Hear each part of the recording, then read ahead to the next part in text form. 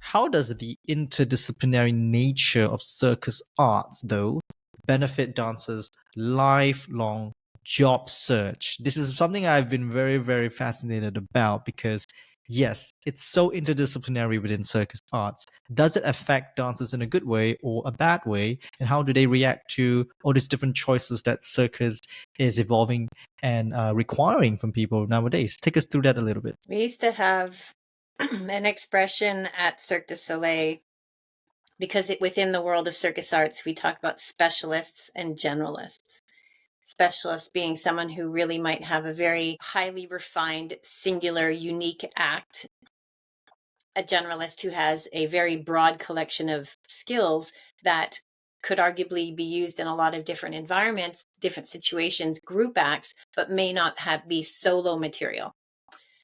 And then the running gag was all directors wanted a specialist level generalist. So a generalist who could do everything at that exceptionally high level.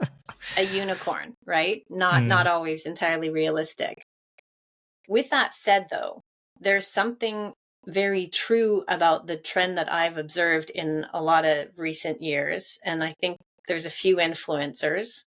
That is the trend toward multidisciplinary performers.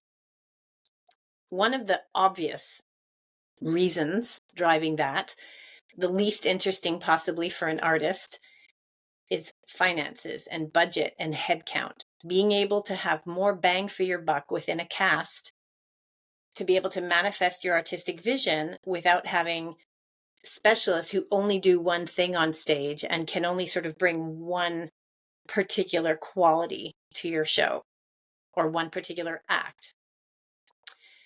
As a consequence of that, and I think just the nature of circus, the real embracing of multidisciplinary, mix it up, keep it surprising, keep it innovative, that has really led to people having multiple skills put to use within productions, within shows.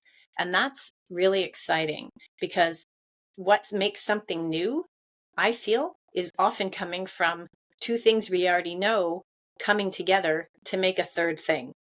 And that third thing brings innovation. It's the fusion of things that lived maybe previously in separate laneways.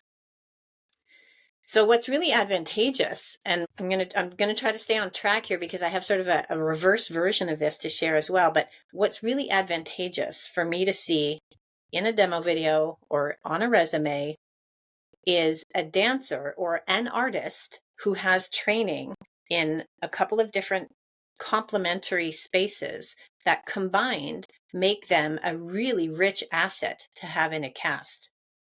If I know that I'm bringing in a dancer who will have very technical choreography and is expected to be incredibly expressive and emote and connect emotionally with people as a dancer, and they can perform some acrobatic cues or take part in some other way in other parts of my show, that's a win as compared to the person who cannot simply.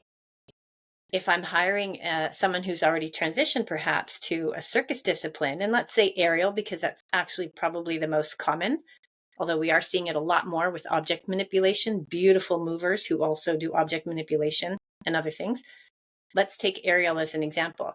If I have a dancer who has also received appropriate training and is now presenting as an aerialist, who can then take part and even possibly be dance captain, let's say, with a handful of acrobats in group choreography, opening and closing numbers, whose very delivery just brings a certain aesthetic by virtue of their dance training, that's a huge asset to a cast. Having more than one tool in your toolkit is a win, because that's what I'm seeing more and more directors looking for. More and more shows are benefiting from that sort of 360-degree person versus a singular skill set.